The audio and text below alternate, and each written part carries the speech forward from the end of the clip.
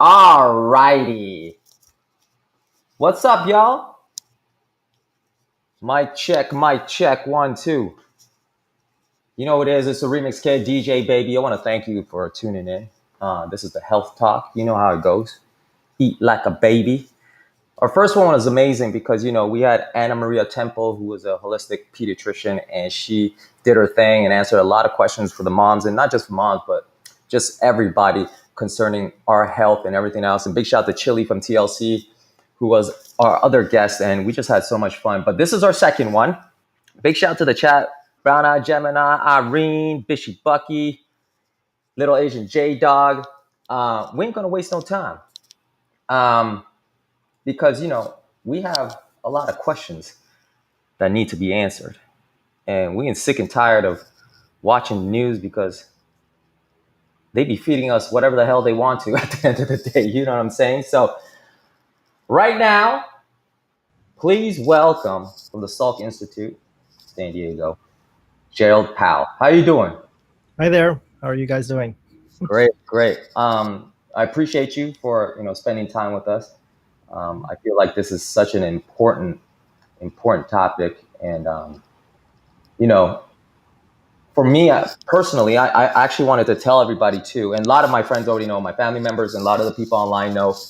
End of December, my roommate and we tested positive for COVID-19, and for us, luckily, we didn't really get sick at all. Like I actually didn't even know that I had it. I kind of lost sense of taste and smell a little bit for maybe a day or so, and everything was back to normal. So I didn't really think about it at all because other people that I personally knew, rest in peace to one of my good friends, Tony, who passed away in May from COVID.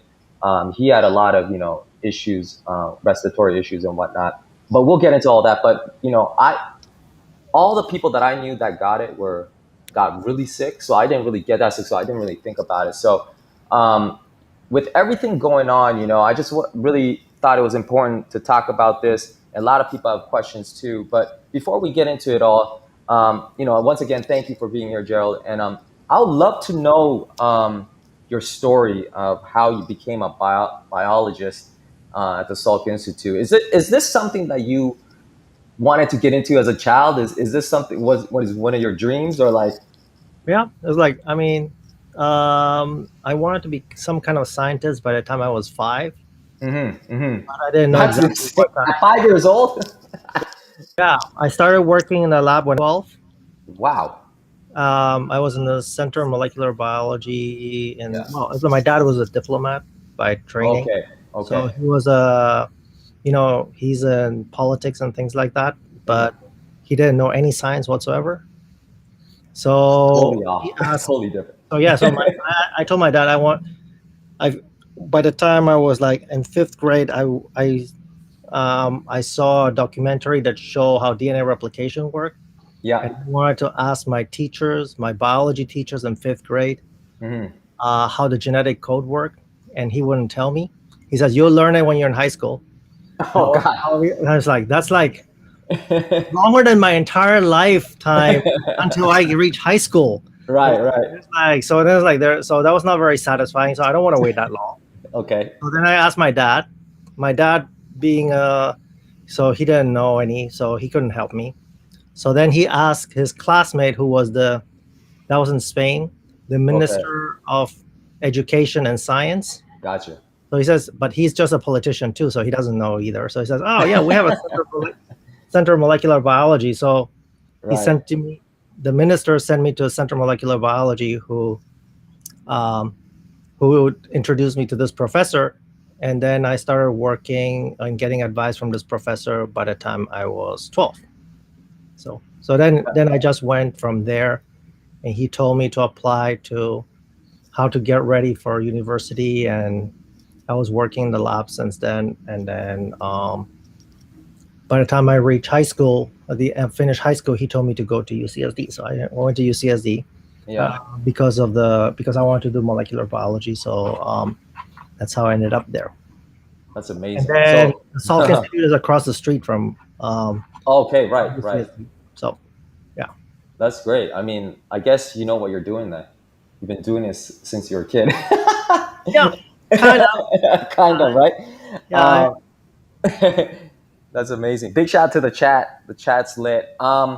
So going back maybe today of last year, there was a lot of fear with what was happening around us because we just didn't know what it was about. Like there was so much things that were telling us on the news and whatnot.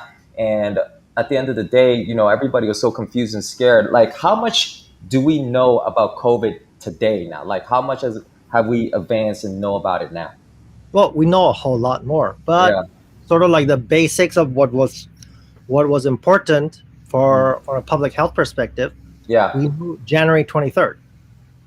So January 23rd, there was a paper that came out in Lancet yeah, from family. That was in Lancet is one of the premier medical journals. They're the two top medical journals, not hmm, science journals, but medical journals.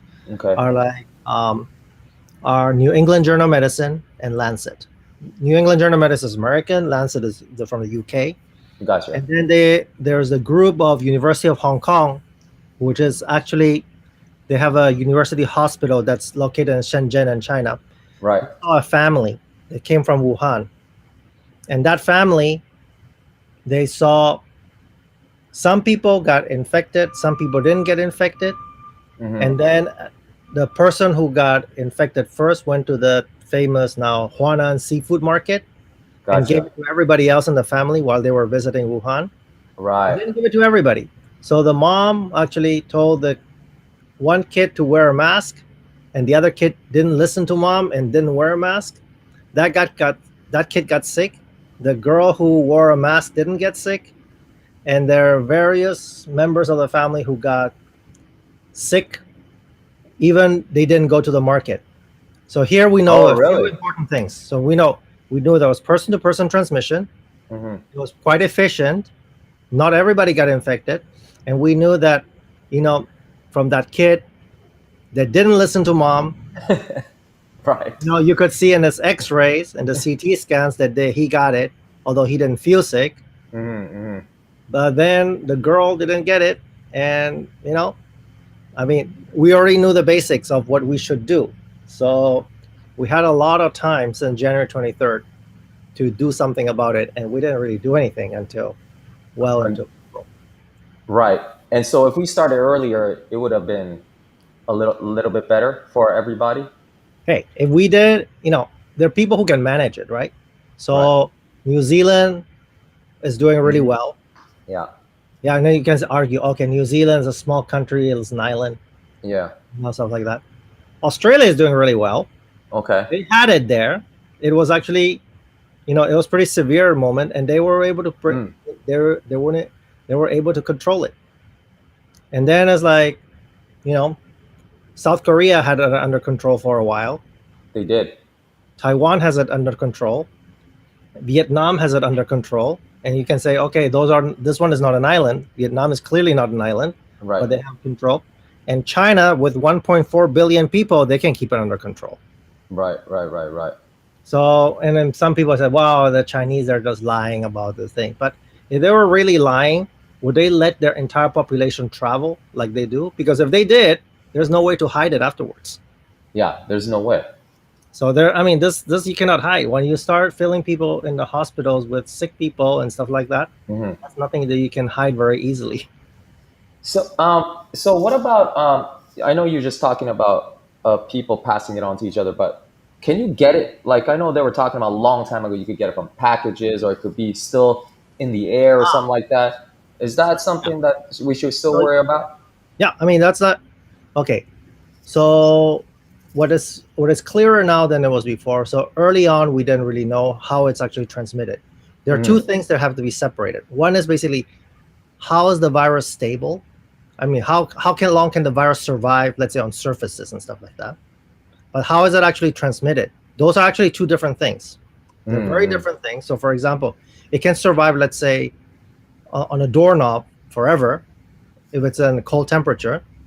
Gotcha. And it has no way to get from the doorknob to inside the epithelial layer of your nose, or the lining of your lung, or the lining of your throat. If it has no way to get there, it doesn't matter. Hmm. So now we know that, for example, what we call fomites, which is basically transmission from surfaces, Hmm. doesn't really happen very frequently. It's really Hmm. rare for it to be transmitted. But transmitting through the air, where the stuff lands directly inside the mucus layers of your nose or Right. the throat or the lung, that will actually get it going. So that's what's important. So that's why it's most important to avoid, you know, your spit droplets or your respiratory droplets when you cough and things like that. So that's why that stuff is important. Can a virus be like COVID-19 be transmitted also through your other openings like your ears and your eyes too? Or is that not So through the ears, we don't have any evidence for. Through the eyes, we have a little bit of. So there was a study that came from a city in China where mm, basically about 30 some percent of the people were basically were basically wore glasses. mm, mm, And then they actually check what's the so they what they notice is that the people who end up in the hospital, only 8% of people wore glasses.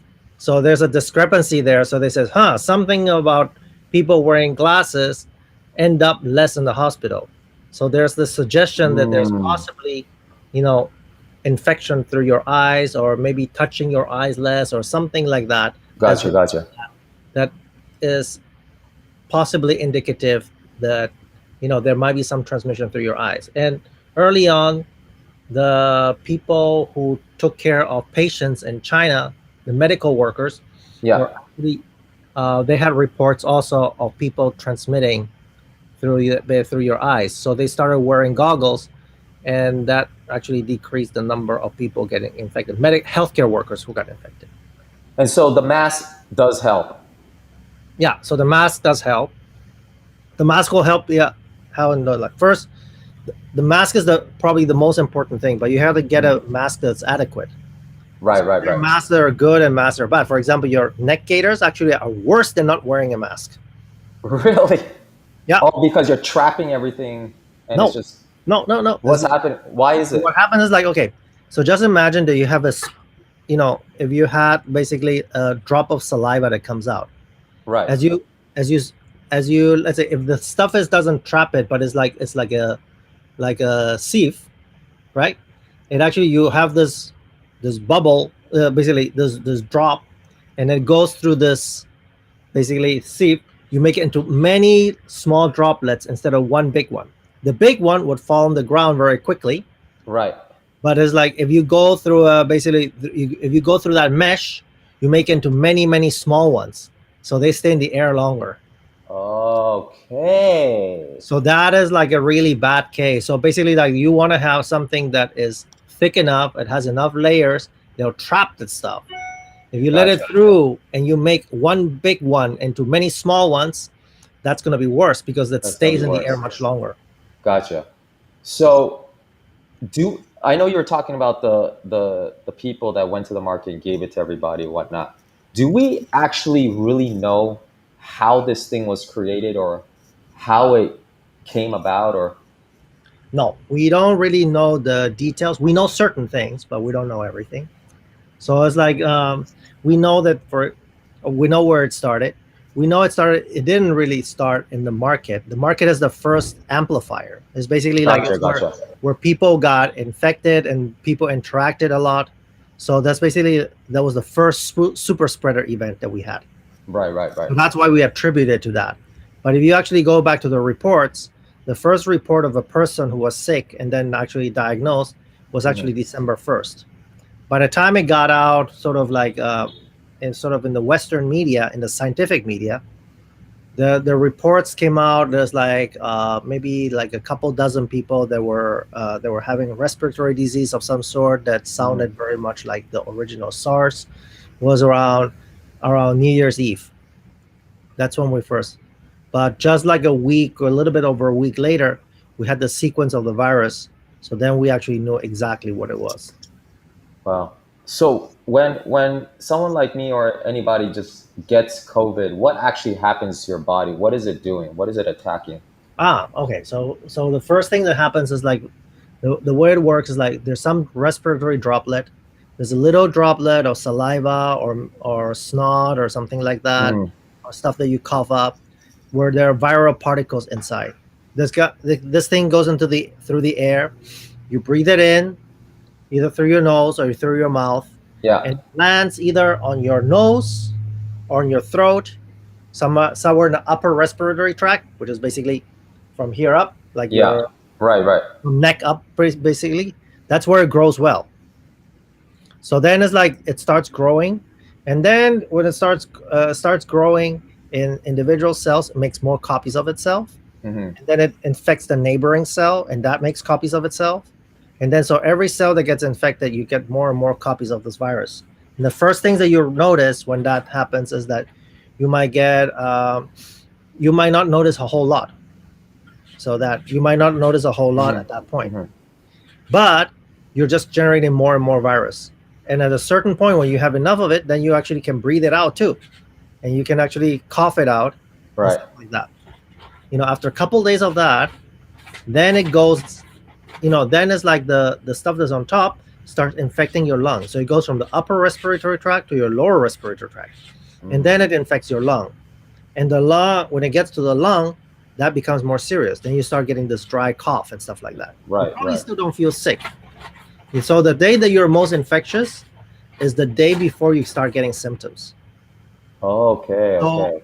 the day you produce the highest amount of virus is just the day and a half before you get symptoms is the when you're most infectious. So And that's when so you could give it to the people the most, right? exactly. So Yeah. that's part of the problem. Mm, We were able to control SARS by checking people's temperature and stuff like that. mm, So, and also a lot of people never got sick. Like sounds like you also right. got the same thing, that you never really got sick. So it's basically one third of people to 40% of people, never get sick in the first place, but they can transmit to other people. That's So yeah, that's sort of like that's sort of the crux of the problem of controlling it, right? So then yeah. it's like by the time that you transmit it to people, then the day after you start feeling something. You start getting a cough, you might get a fever, and then about 3 to 4 days after that, then you start you either get better or you get worse. So the people who get like the people who are going to recover quickly, they're going to be sick for another couple of days, Mm, probably like a week. Then your immune system kicks in, right. and the immune system that successfully kicks in, then it's going to clear the infection, and then you recover. You're going to get like really sick for a while maybe, and then you recover. But what happens with people who are so then the virus is largely gone. So about 10 days or 12 days into it, the virus is going to be largely gone, and the people who are going to recover. You might actually have residual symptoms, but that's because there was a lot of damage to your lungs Right. and damage to your tissue, that you're still going to be coughing, feeling shortness of breath, and stuff like that over an extended period of time. But your immune system already cleared it. The problem is with other people, the immune system is like much more severe, and it becomes also more inflammatory, which is basically like it's the same response that you have when you sprain an ankle and it swells up, but it's Hmm. not there, but it's in your lungs. So when that happens, then it's like many times the virus is already kind of lower. Your immune system is fighting it. Sometimes it's not successful. It also goes like, and then that can extend, over months, and then you gradually lose more, lung function, and then most of the people die with. Initially, it was said that many people die within about another week after entering the hospital. So Hmm. the first week, you start getting sick. Another few days later, you get severe enough that you end up in the hospital, and then another 3 or 4 days later, after the hospital, you get in the ICU, and there's another 2 or 3 days or so that Hmm. you die. So that's sort of like a typical course, but there's like a lot of variability from Right. person. And so why do different people get it like receive it differently? Like in a sense where like I didn't really get sick, someone else passes away. Children, it's like nothing to them. Like, is there a reason for this? Does race have to do with anything? Blood type, like, or is it just like chance or like? or maybe someone has respiratory issues, like Well, I would say all of the above. So everything. it's like basically everything has an influence. So that's the thing. Right. Everything has an influence. So people who are so basically, generally speaking, younger people are better because their immune system is different. Hmm. So older people are going to be, are going to have a much more severe one because their immune system is different. Hmm. Hmm. That's basically like, as you become older, your immune response becomes more inflammatory, and what you call like the T cell repertoire gets is decreased. So, but what does that mean? So there's like two types of basically immune cells. One is B cells that make antibodies, Hmm. and there are also these so-called killer T cells. They're T Yeah. cells, which are the other type. That other type of immunity, when you're young, you have a large variety of them. So they can actually tackle many, many different kinds of things. There's a huge variety. It's like biodiversity. There are many different Hmm. kinds. But as you get old, that diversity decreases. And also it becomes like more inflammatory. And it's like lots of older people complain about their joints hurting and stuff like Right. that, Yeah. arthritis, and have inflammation kind of different problems. Those things are generally related to the basically the immune response to be more inflammatory. But with this virus, the outcome is like if you go that inflammatory route, you're gonna do much worse. So Gotcha. that's basically what it is. So, if one of my friends, she's pregnant and she got COVID, are Mhm. there any concerns with the newborn that's about to be in the future or whatnot? Do Yeah. we know anything? Yeah. So we know from certain cases, it Hmm. doesn't happen all the time, Hmm. but certain people do transmit the COVID. Like, okay, we have to talk together. COVID-19 is the disease, but the virus is SARS-CoV-2. So Right. they're two different things. Like HIV, we have Eight. Right. HIV and AIDS. Right. So they're like one is the disease and one is the virus.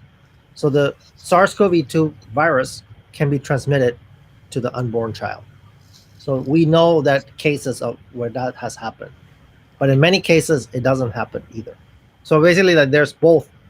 There are both kinds. People who transmit it to their offspring, and then they're born with the SARS-CoV-2, and there are people who basically don't seem to pass it on. Gotcha. In any case, no matter what, it's generally not good to have a virus transmitted to the unborn child because, Hmm. especially it's early in pregnancy, where a little bit of damage can do a lot of damage further down the line. And for the people that do get infected, obviously, and they get better, they have antibodies. How long does the antibodies last for in a person? So that's a really good question because that'll also so it doesn't last very long. So basically, like what we know for sure from a study of Hmm. British healthcare workers. So the healthcare workers get monitored all the time. So then if they got it and they came back to work and they get exposed, then you can catch it very quickly. So they're a really good population to follow this kind of thing. Right. So 5 months after the infection, the probability of getting reinfected is 17%. Okay. So it's like it does basically, if you had it, you're not going to be immune for it forever for sure. There's Hmm. no coronavirus that we know of that you have permanent immunity. So we're if we're lucky, we're going to be able to vaccinate people every year, and that's something we kind of can manage. The Hmm. nightmare would have been that, for example, it was something like another virus called respiratory syncytial virus. Hmm. It was like that. Your immunity lasts for 3 months, and it's impossible to revaccinate people every 3 months. Hmm. So we don't know how long this vaccine is going to last, but we just know that the immune response, as far as we can measure it, is stronger with the vaccine than it is with a natural infection. So we think that it'll last longer with the vaccine than with a natural infection. But how long it really lasts, we will not know probably until next year So as going into people start yes. getting infected. Oh, okay. Say that So since you did mention about the vaccine and everything, after one finishes taking their two shots, how long does that last for? And what do you think of the whole thing about vaccines? Because I feel like it came out pretty quick, and there's not enough clinical trials that were done because clinical trials, it takes years, right, to understand Well, how it's going to affect us. So well, depending on how you design a clinical trial, yes, it takes years, but a lot of the timing, a lot of the time that you require is because of regulatory review and things like that. That got compressed. So that got compressed because everybody says, okay, we got to get it done now. So people just got to work and did it. The right. other ones, you're in line in the FDA until the FDA has time to look at your stuff and then goes through the paperwork and so on and so forth. Then it's like that. So, I mean, it's incredible they were able to do it this fast, but the technology that was required for it is the stuff that allow it to do it really quickly too. So this technology of using mRNA vaccines, basically, like, I can design a vaccine from me deciding to make something until I have a design that I can start making.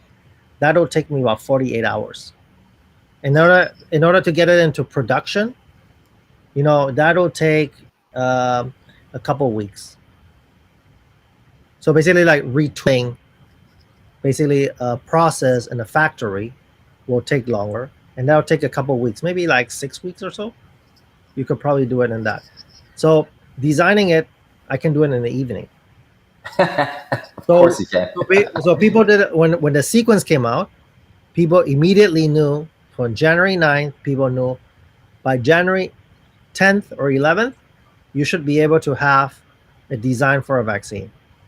So you're saying the design for the vaccine was already ready, like not ready, but like Yeah, the understood technology is by then. ready. The technology Yeah. is ready for you to do it. So that's why the mRNA vaccines were the fastest to get out, because those are Right. the fastest ones that you can redesign. Like if you had, like, for example, the Johnson and Johnson vaccine or the AstraZeneca vaccine, Yeah. to physically build those, they're based on these so-called adenoviral vectors. To physically build those, it takes you about a month. Mm. That's just the biology of the vector. You need about a month to build it. So because basically, like, what happens is that you make it in a dish, you make a virus, and it has to go into one cell, and that has to infect the neighboring cell and so forth. Hmm. And until it becomes visible, it takes about a week to 10 days, and you have to do this process twice. And there's DNA manipulations that you need to do. The entire process will take you about a month to make. So So that's depending on the technology.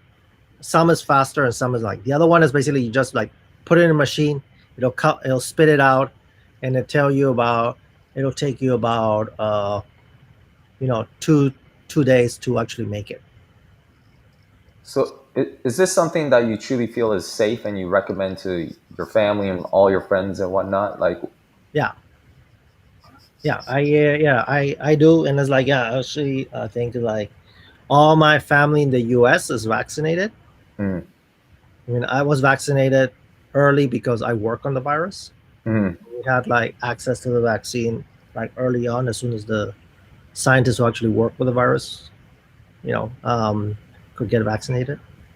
And you're not politically influenced to answer that question like that, right? You're just like, this is what you truly believe in. It's like, I mean, I don't know why this became a political issue, because it should Yeah. not be. Like, it's basically like, okay, it's basically like, as if I tell you, like, okay, heart attacks are, whether I believe in heart attacks or don't believe in heart attacks is Mhm. Democratic or Republican. I mean, it doesn't make any sense. Like, is cancer of one party or the other one? It's like, this is not a thing. It's not supposed to be like that, right? It's Right. a it's a thing that exists.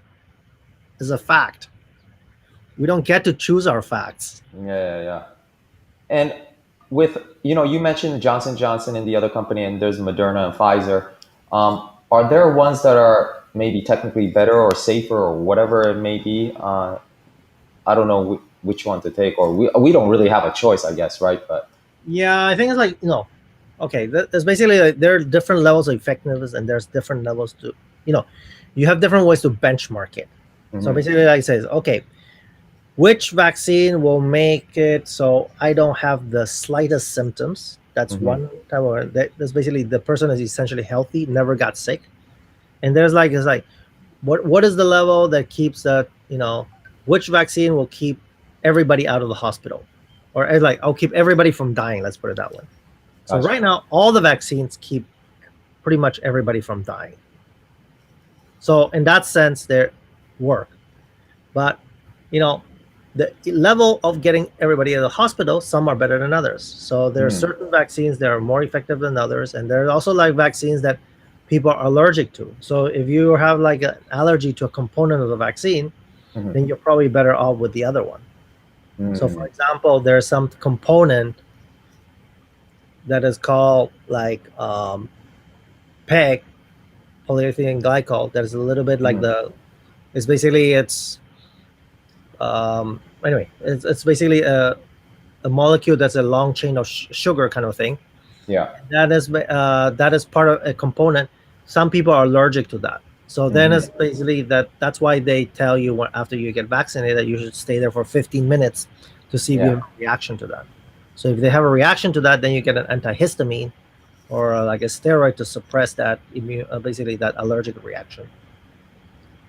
So just say, I got over COVID-19 3 weeks ago, so I have the antibodies, and then I got the second vaccination, after, and so I have both now. Is it? Can I still, and just say I went to a gathering and everybody in the place, all 100 people in the gathering has COVID. Just say, right? Can I still be able to carry the virus on me somehow and give it to when I give it to somebody at home or something like that, even with all the antibodies and the vaccine taken Well, just for myself? the thing is like the vaccine is like I would say it's almost as perfect as it can be Yeah. in keeping you healthy, Right. Right. but it's like a little bit less good keeping the virus from existing in your body. Mm, So right now it's like especially if you're like relatively recent at that point. So the point that you're the most immune is like 2 weeks after your second shot. mm, So you're almost at that peak of immunity. So right. that in that sense, you're less likely to, you're not as likely to give it to somebody else. If we have like everybody, you know, everybody protected like that, then you know the transmission chain gets broken. Mm, Then that's where we want to like that's what we call herd immunity, where the right. Right. population as a whole has the transmission chain broken, and that's sort of like where we want to go. So we cannot be sure. Like for example, I would be very like say if I were to go to my grandmother or my aunt who are like in their 80s, even though I'm vaccinated, I would be very hesitant to go to see her without a face mask, and because I cannot be sure that there's still like I would say I'm estimated, you know, uh, if I got exposed to somebody, it'd still be like a 20% chance, I would say, that I could pass it on.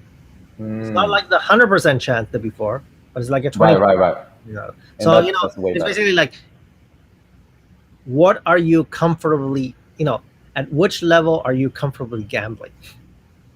All these choices that we make are kind of like basically like at which level as a society or as a personal Mm, choice am I comfortable, gambling with the health of the other person. So that's what we got to I think cannot about. I cannot say that, in an absolute sense yes, an absolute sense no. Hmm. We always want to have answers that are yes or no, but sometimes they're not as clear. It's like that's what it is. So I mean, we have to deal with it. So is this something we have to take every year then, like the flu shot almost? If some I people are hope into all that. I hope it is like the flu shot and we can take it every year. The problem is like let's say if this thing just like dies, immunity dies after 6 months, then all the people who are vaccinated early in the year are not going to be immune by the time the next fall comes around. Right. Right.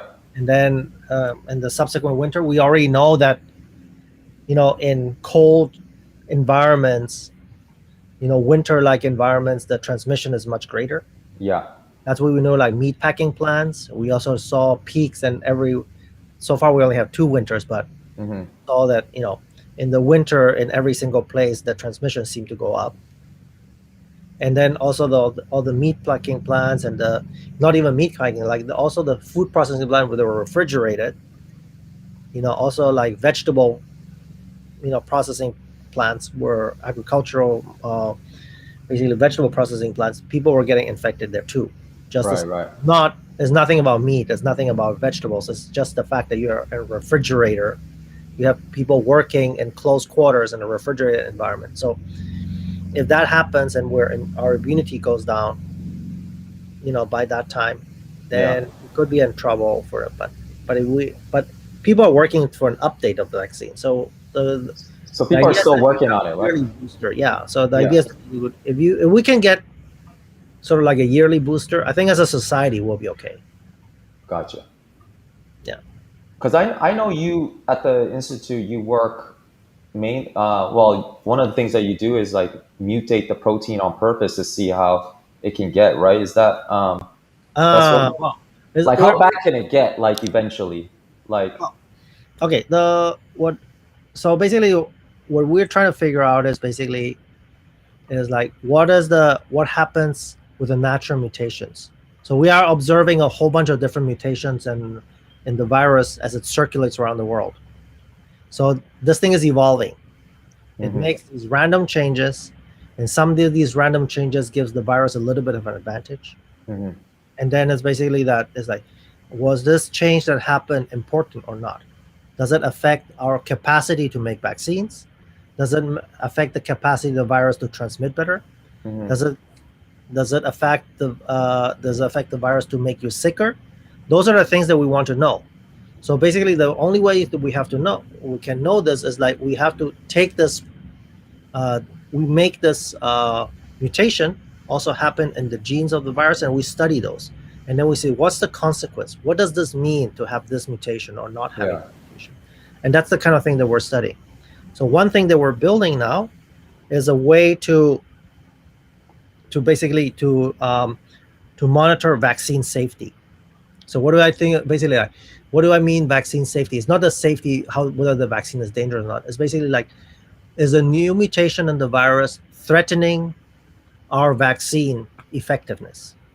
So basically, what we do is basically we take a bunch of serum from people, volunteers, who are vaccinated with different vaccines. Some people with the Moderna, some people with J&J, some of them with the Chinese Sinovac and hmm the Sinopharm, other people with the Russian Sputnik 5. hmm You know, so different groups of people we just get their blood, take out the red blood cells, keep the top, which has the antibodies, and then we see can the antibodies that these people still neutralize this new version of the virus. So then we need to make the new version of the virus that people found by sequencing. You regenerate it, you basically, and then see, is this virus still neutralizable by these antibodies? And then we have a good guess of whether um, this virus is dangerous for our vaccine. So if the virus mm becomes immune to the vaccine, in the sense that the virus is resistant to the vaccine, to the antibodies that this vaccine elicited, then we're in trouble. Then it's basically we have to find out. But Right. if we find out, then we have to say, okay, this is the stuff. So you can tell the vaccine manufacturer, this is the stuff you need to include next time, so you can block the virus that has these mutations Mm. from spreading through the population. Yeah. We just scared like there's something else is gonna be created and it's gonna be uncontrollable or something. You know what I mean? So Well, yeah, I mean, it's like the thing is that unique. No, we're not making anything new. We're making the stuff yeah. that's already out there. Gotcha. We're making the stuff that's out there, and then see, is this dangerous to the vaccine? Yeah. Yeah. And our chief medical advisor, Dr. Fauci, what's your opinion on him? Is he like giving great advice to the all of us, or Yeah, I think largely he's doing a good job. I mean, when I was like an undergrad, I met him a number of times. oh, Yeah, okay, yeah. So like he used to work on HIV. He's actually right, right, the one yes, who that's found right, that in the HIV 80s. is he's the one who found that HIV is basically hiding in the lymph nodes. So for a long Mm. time, people had like, okay, you couldn't find HIV in the blood of people, Right. and then for a long time, and then he's the one who found that HIV is actually there the entire time. It was just hiding in the lymph nodes of people, and it's just not in your blood. So that was a mystery for a long time, and then he's the one who cracked that. So, but he's like, I mean, he's been the head of National Institute of Allergy and Infectious Diseases for since the 80s, I think. So he's gotta be So one of the best for sure. yeah. So this is basically probably gonna his last big thing before he Mhm. retired, I would imagine. Are you satisfied with like how everyone's treating, like the general public's treating like quarantine and everything, putting on the mask? Everywhere I go, like everybody has a mask. Well, certain places are different. It's open in like Florida, Georgia. Yeah, It's still exactly. different, but like I think it's as like, yeah. I mean, I think it's like this is a problem. So this is a problem. Like if you can, if because we have no culture of doing this. That's part of the problem. in So, and for yeah, example, if you look in Japan or Taiwan, people are much more comfortable wearing a mask, yeah, yeah, and people just, for example, my Japanese coworkers, when they have a cold, mhm, they'll put a mask on to protect you yeah, when they come into work. So it's sort of like it's considered a common courtesy. mhm, It's basically it's part of having good manners rather than yeah, yeah. So there's a culture of doing that. So people are like less hesitant doing that, and they actually have, if you look in terms of the numbers and in terms of other restrictions, they're actually doing much better. Their numbers are much better. So I think it's like our control is really really poor. Hmm. For example, also even like the level there's like most places there's no requirement for quarantine to come into the United States Hmm. and things like that. So, and there's, yeah, I mean, the this is a problem that is like, you have to balance, what you want to do to the economy to what you want to do in health, and and take care of people's livelihoods. And there's a balance of things, and there's like certain things like, for example, um, in certain places, people get paid to stay closed. So then people are much more likely to stay closed for a particular type of business, Hmm. versus people who are not being supported. So as a society, we should support people to do the right thing. But Right. if we don't support the people and also don't give them any options, what can we expect? Yeah. So A bunch of my friends, are, including myself, all the entertainers, we lost almost everything. Like we can't work properly. You know what I mean? And luckily for Twitch and everybody that supports Twitch, yeah, we're except if you do NFTs, right? yeah, exactly. Um, and I think NFTs have is a boom because of the pandemic. yeah, I think so too. Um, I think, and there's a lot of people out there, including a lot of my friends that that really look at COVID-19 as like, yeah, it exists and it's serious, but the death, the numbers of death around the world is low. When most of the people do get sick, they recover. Um, so when it comes to that, and before you answer, and I think also for them, I think they also forget the reason why the numbers are low is because the entire world quarantined for a year. And if it was opened, I think the numbers would have been totally different, right? Yeah, So what do you think of like all that? Like, is the we survival rate of having COVID like 99% or 90%, 80%, 50? Like, what is? no, the death rate I think is around 1 to 2%. Gotcha. Yeah. So the death rate is 1 to 2%, but that's a 1 to 2% after you get medical care. Hmm. So just imagine that what would the death rate be if you got no medical care? So instead of having, you know, 1 to 2%, then it's going to be very different if you got nobody got medical care because let's say the hospitals are full. Yeah, yeah, yeah.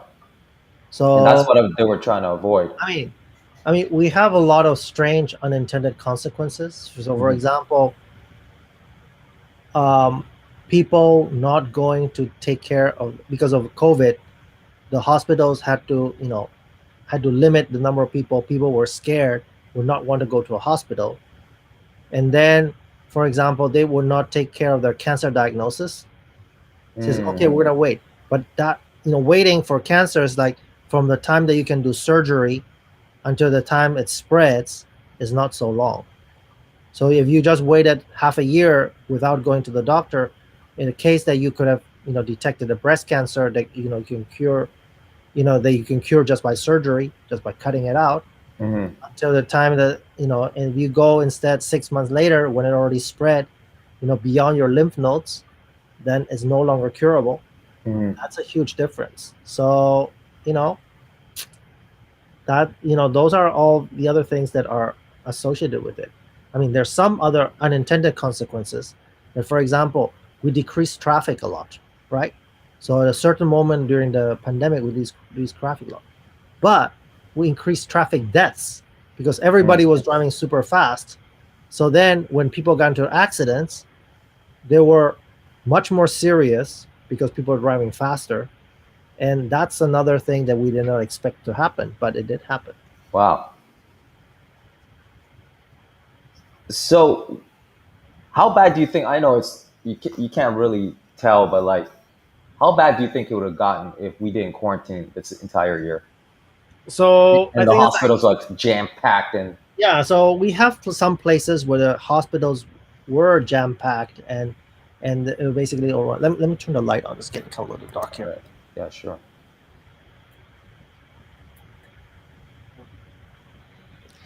So we have like cases, like for example, that we hear of, in the spring that were in Spain or northern Mm-hmm. Italy, where people were, you know, where the army had to go around and drag corpses out of retirement homes Mm. because the people who were taking care of them got sick. And then you had places where 20-30% of the retirement home were dead and had to be dragged out by the army, but just to clear it out because they didn't have enough staff. Right. The same thing was like in Italy, that you actually had, you know up to 10% of, some small towns where the people died. Mm. So if you think in those terms, you could get to that stage if you absolutely did nothing. So yeah, so you actually, yeah, you could get to that stage, but it's not just what the virus itself does. Is the virus does with no healthcare support, and also basically your basically the basic components of society falling apart, Mm-hmm. they give you even less. So if you actually like you know that we can actually get an idea of these kind of places where it actually happened in a Mm. small scale, in a limited scale. But Mm-hmm. if they're supposed to happen globally, it would probably be a lot worse, because the other components that support society would also be gone. Let's say, Mm-hmm. what if you had, in addition, enough people sick and enough people not moving that you would lose running water, Mm. or if you lose basically, and you lose the way, let's say, if we were to lose like food delivery. Now people were actually that, if we add all those things up, in addition of being sick, you're being now malnourished, that will Yeah. compound the problem, right? So it's Yeah. really hard to estimate if you were to reach this, like basically, if you let it run at a global scale, like, I mean, it's certainly a lot more. So for example, you can compare Sweden to Finland and Norway and Denmark, where Sweden let it run compared to its neighbors. They actually were like a lot less restrictive, and there you actually get, 3-4 fold, you know um, more people dying than their neighbors who have like similar societies. Right. So you Right. can actually get that, an estimate there. The society still didn't collapse, but it was like, if you do those kind of comparisons, you can get an estimate, an idea of how the thing. But if you were to let it completely free, I think it'll be a completely different story. I mean, Right. we know from the 1918 flu, there were over 20 million people dead. Mm, mm, You know, that was like over 2 seasons, I think. mm-hmm, But that virus has basically disappeared by itself. I mean, because flu, as opposed to this virus, mutates very fast, and whoever mutates faster is the one who survives. mm-hmm. This virus doesn't behave the same way, so this virus is likely to stay around longer. So you agree that all the governments around the world, well, excluding some of the ones that just kept it kind of open, that did the right thing of keeping quarantine for so long. It was necessary that much for this for Yeah, COVID-19. I mean, yeah, the entire thing, like that we talk about, that at the beginning, that we talk about flatten the curve, Mm-hmm, is also what we need now, because basically what the flatten the curve is basically let people become sick at a low enough rate that is like that, the hospitals will not collapse, so not an excess people will die just because they cannot get any care whatsoever. mm-hmm, Now the game has changed, that now we have a vaccine. Okay, let's keep the rate low and get everybody vaccinated, so we don't have to deal with this, later on. We can suppress to a sufficiently low level that we're not playing the genetic lottery that gives us all these variants. These mm, variants is basically, is like when you go play lottery. mm-hmm. It, a jackpot is kind of hard to get on the individual basis, but enough people play, somebody's going to win that jackpot. Every person who has COVID is sort of playing that lottery once. Yeah, You get a new mutation in them that will lead to, you know, they will lead to the new variant. So that's kind of a dangerous thing. gotcha. And I truly believe like taking care of your own health, your mental health, exercising, going outside in the sun and taking your vitamins and eating right, builds your immunity. Are these all things that you recommend people to, do to keep their immunity up to, you know? Yeah, I mean, it's like, I mean, in general, yes, you should keep your immunity up. The problem is that we don't really know exactly what aspect of immunity is the one that's most important at this point. So all the vitamins, do you even know like what should we take more than the other or The anything only like indication that we had, but has not been borne out by the clinical trials, is the vitamin D. Many people thought that vitamin D was important for it, that? but at least in the way that it was studied, in the way that the clinical trials were conducted, vitamin D did not seem to Mm, make a huge difference in terms of what we saw. So basically, we don't know yet. We don't know. So the data is not clear. It doesn't mean that it's like the vitamin D has no influence. I would mm, take vitamin D no matter what, just because in general. mm, mm. But nobody has proven, or nobody has shown that vitamin D made a huge difference in terms of the outcomes of COVID. So what are the other ones that did show good outcome versus COVID? Is there What? anything? Or is there any other vitamins that did well No, against actually, we COVID? don't. Nothing? We don't have anything like the Still thing. nothing. Yeah, so nothing. Yeah, okay. And for example, some of the drugs that we initially thought that would do Mm, well, like remdesivir, they're like marginal at best. They're incredibly mm, expensive, and then things that they got approved, but we have very little evidence that they work, especially in advanced disease. So by the time that remdesivir has the disadvantage that it has to be taken IV, you have to take it inject it into your veins. So if you to inject into your veins, you have to have a drip, like you have to have a bag and inject it in there, yeah. and, and that means that you have to be in the hospital. But by the time you get in the hospital, you've already probably have symptoms for at least a week. So that's kind of late. And from what we know from other viruses, is that the majority of antivirals that work well, they have to be given early. Mm, If they get given late, they don't seem to work anymore. Like for mm, example, Tamiflu, for flu, it only works if you do it within the next first, 2 to 3 days. If it's after mm, that, it doesn't make a difference. mm. So anyway, we'll see. So so still we don't have any information on, so just say someone like me that had it before, it's still so early for even for you to understand like could there be something that can happen to me like maybe 10 years from now because I had it 10 years ago or Uh, anything like that? so yeah, so there are two things here. One thing is that that I would worry about is, right now there are two organs that the SARS-CoV-2 virus affects that worry me. One is the brain, and the other Mm, one is the heart. So why? Because we know that the virus can infect the heart and cause these cells to fuse. So your heart cells will be fused. They cause something called syncytia, and then mm, these cells. This is very unhealthy for cells to have multiple nuclei and to be all fused, and they eventually die. mm, I mean, maybe right now it doesn't matter because you're young. That you lose maybe like 5% of the heart muscle that you have, mm, but maybe when you're like 50 and have a heart attack, then it's like that 50% decrease that you have just pushes you over a threshold. mm. So that is basically the thing I worry. Like, so maybe people will, right now you don't notice it when you get infected in your 20s, but then 25 years down the line, when your heart is not as healthy, that extra 5% that you shaved off early on Right. might actually become important. I mean, this kind of thing that you're not gonna know until it actually happens.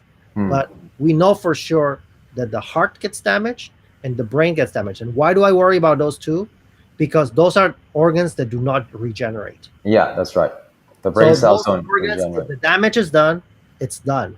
You can Permanent. compensate in other ways, but you cannot, like for example, with rehab or something like that. But that's functional compensation. It's basically like somebody took a chunk of your muscle, but you Yeah, work yeah. out instead to make it stronger with whatever you have left.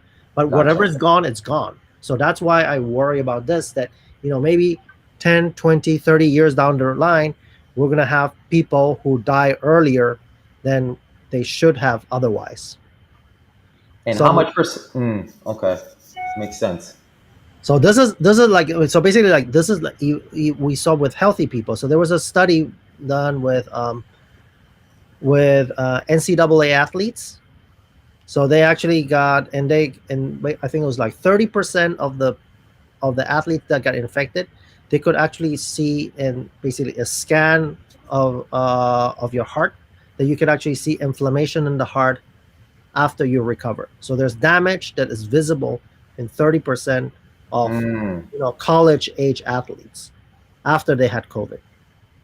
And So mm, whether this damage will carry on and be important probably doesn't matter so much, because you know if you're an NCAA athlete, your cardiac function is really good. You're like between 19 and 21 mm, probably, and then you know probably doesn't matter. But let's say you're your 50s and you had a single heart attack now. After that, that extra loss, is it mm. important? Is it not? We don't know for sure, but I'm sure it's going to affect more then than it's affecting you now. Yeah, because I mean, how much of the brain cells does it shave off? Because I can't afford to lose any more. I ain't smart like you, bro. Like, you know what I mean? I still gotta drink tequila with my friends. I'm Yeah. already doing some damage with that. Yeah. Well, Yeah. you So, don't overdo it. You should be okay, even with tequila. If you thanks. don't do it every day, all right? Right. There's so much information. We have a couple more questions. There's so much information, with CNN to all the news stations and all the articles online and whatever. And like, how can we fact check? Or is there like a proper place where we could go and get the right information about this? Like, It is there? it's very difficult. I mean, I was like, Mm, I would go to your regular fact checking places. You know, mm, the thing is like, it's very difficult. Even for let's say like scientists who are not trained specifically in this field, it's going to be difficult. So, like for example, I frequently give advice now on this kind of thing to my other scientist friends, but they're scientists, but they just happen not to work on virology. mm, And you know, that's because, but it's very difficult because right now it's like with the proliferation of stuff that people put online, mm, spreading of rumors is and fake news of all sorts. It's really difficult you know, to distinguish the real. I would say just like a general thing is basically like, okay, if I have sources that can corroborate this, and then you actually have to have primary sources. Okay, if this was shown, show me where this thing came from, and there's basically, is this a reliable source? Is it not a reliable source? And it's basically like, do they show where does this information come from? Where does this information come from? It's like, for example, if it's the vaccine information, did it come from the manufacturer? Did it come from the FDA? Did it come from a thing where there's a committee, not just a single person Mm. who has approved it and has gone over it? Are the other people sort of agreeing to this? Is this sort of like is this sort of like a yeah, because otherwise you cannot. It's really difficult. I agree that in this world that we are living in right now, of the proliferation of social media, it's Mm. extremely difficult to fact check everything. So that's why we have things like Snopes and stuff like that, where actually people do fact check, and I think they're reasonably good at it. That you can actually that you can trust these kind of places. So pretty much we got to do our own research. If we read something somewhere, we should kind Yeah, of. but it's like, yeah, for example, like but if you actually read it from somewhere, like, so basically like I would say, just to put an example, like the New York Times science section, you Mm. know, you can see that they are pretty good about their fact checking to start with. You know, probably you cannot trust them 100%, but I would give them Mm. the benefit of the doubt. And then, as Mm. I said, when you actually have an article that says, okay, the people that you're quoting there, who are the people you're quoting there? Mm. It doesn't matter that you're a doctor, but it's like there's a whole bunch of doctors, there's a bunch of people who are professional. Are these people the professionals in the area that they talk about? The Mm. biggest the biggest red flag is basically typically a person who's talking about something that you do not have verifiable expertise in the area. So for example, if you have, let's say, a person is a physicist and is going to tell you about virology, and says, well, I don't know, but it's like, you know, That's not gonna he's work. a doctor, right? He's Yeah, yeah, bona fide scientist or something like that, or yeah, like a person who's a philosopher and they'll tell you public health kind of advice, and yeah. it's like, that's like something that you would say, okay, Mm. you know, the area of expertise has to match the area that you're talking about. You're right. So I guess always look to see who's writing the actual information, and hopefully it's someone like you, like a biologist or a virologist, Yeah, to that point, right? yeah. Um, so how do you see this in the future? Like, I know you're saying we might have to, have a booster maybe once a year or whatever, but do you think science could completely shave this off forever, or is it like it's always going to be there for the rest of our lives? I think it's gonna be there forever in a way, but I think it could be like a forever in a way that is kind of manageable. So Mm. I think it's like, if we do all the right things, the best case scenario that I imagine is, okay, we have to have basically the yearly vaccine updates. Hmm. Everybody gets vaccinated and just make it into your routine, and the rest of your life will probably be pretty much the same. And as we have the entire population vaccinated, then, as like what I was telling you about playing the lottery, the virus mutation lottery, Yeah. then the variants that are dangerous are going to become less and less frequent. Because let's say, although you have your lottery, but it's only 10 people playing, the time is going to take until somebody gets the jackpot is also going to take forever. Mm. So then we can actually manage. I mean, there's no way to eliminate this virus completely. Why? First is because it's already too widespread. Second, you have lots of animals can get it. All the Mm. primates can get it. Mm. Your cats can get it. Your basically the bats that originally probably where it came from can get it. So you cannot eliminate all those. We Mm. now, it's like a whole bunch of deer. The North American deer mouse, like Peromyscus species of wild mice that exist in the U.S., also get it and Hmm. transmit it. Hmm. So hamsters can get it. So all these animals are going to have it. There's no way that you can manage. You cannot get those vaccinated. So occasionally you're going to have people infected. But if everybody's sort of basically vaccinated against it, the chances of it transmitting and transmitting further are going to be very small. So as long as we manage it as a society that, the majority of people are vaccinated and everybody protects everybody, Mm-hmm. and then that gets, updated as necessary, and Mm-hmm. everybody gets vaccinated every year to keep their immunity up, then as a society we can probably suppress it for a very long time, or even for the rest of our lives. And then eventually don't maybe not have to take it every year. Maybe the first 2 years, yeah, okay, and then it got so good that I don't know. I don't know. It's like, because like basically that what we call the zoonotic spillover, basically the infection of animals back to humans is gonna, we cannot know how frequent that is. mm, That the other thing that we don't know is like, what is the small number of people? What we've seen before is like the small number of people, can infect. Like for example, Iceland, we knew there was this French couple that jumped quarantine and infected the country again. The country was clean. They were completely clean. And then there was this French couple that came in and they were told that they tested and they were positive. They were told to quarantine, and they jumped the quarantine, went to a bunch of bars, and then reinfected the entire country again. oh goodness. So that is like the kind of thing that is like that. That just shows you how easy it is to mess the whole thing up by just one couple here in this case. So, I mean, this is the kind of thing that is like, but if everybody is vaccinated, that couple will not be able to do much damage. But you have to keep everybody vaccinated, or the majority of people vaccinated, to protect everybody else. So I think it's like, the variants are going to be less and less. So basically, we don't need to update the vaccine as much, but we need to keep up the immunity that we have. Mm-hmm. I think it's like for the rest of your life. So that's the kind of thing that you need to do. So if I go get the vaccine tomorrow, I'm gonna be good, right? My Yeah, balls aren't I gonna mean, it's fall like off or anything like okay, that. especially if you are positive first, you probably only need one dose of the vaccine. You don't need two doses of the vaccine. So your natural infection will count as the first dose of the vaccine, and you just need a booster, just to make sure it's strong enough and lasts as long as you can. Mm. Yeah, I just don't want parts of my body falling off after I take it. You know what I'm saying?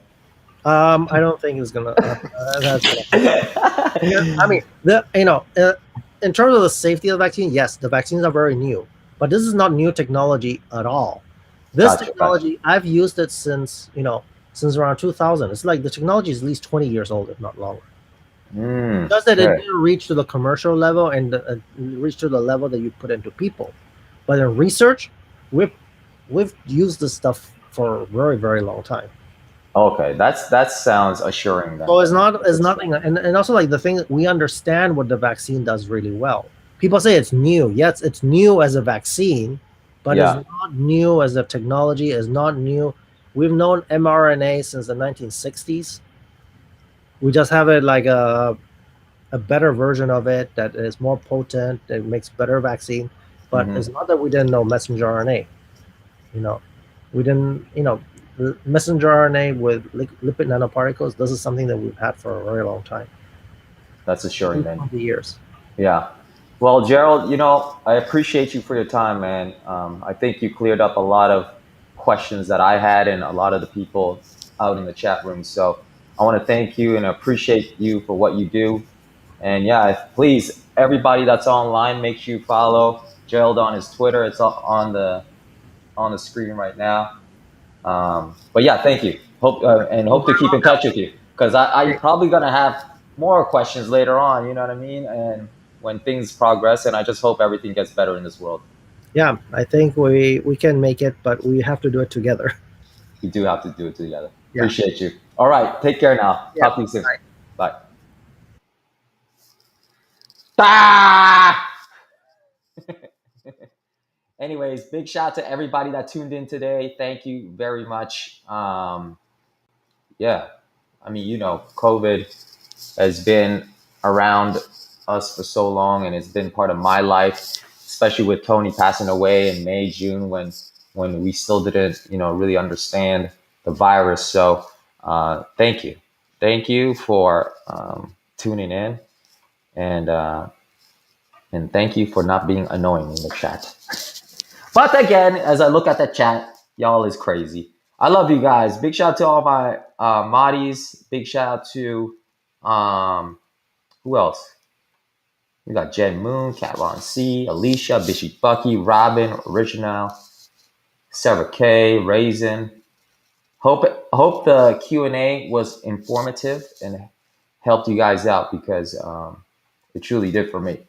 Gave me some more assurance, especially about the vaccine and just kind of understand, there's so much information out there, but it's so much better when you get it from a person that actually works on the goddamn virus. You know what I'm saying? So yeah, so big shout out to Gerald Pao again. Thank you, because I think it cleared up a lot of things. And big shout out to Confundida, DJ Pep, Mishi, Tams. Thank you for the subby too. Little Asian J Dog. Everybody be oh, there's one question that I actually did forget to ask him though. There was one question that I wanted to ask him. Gerald, you still there? Yo, I gotta ask you this question, dog.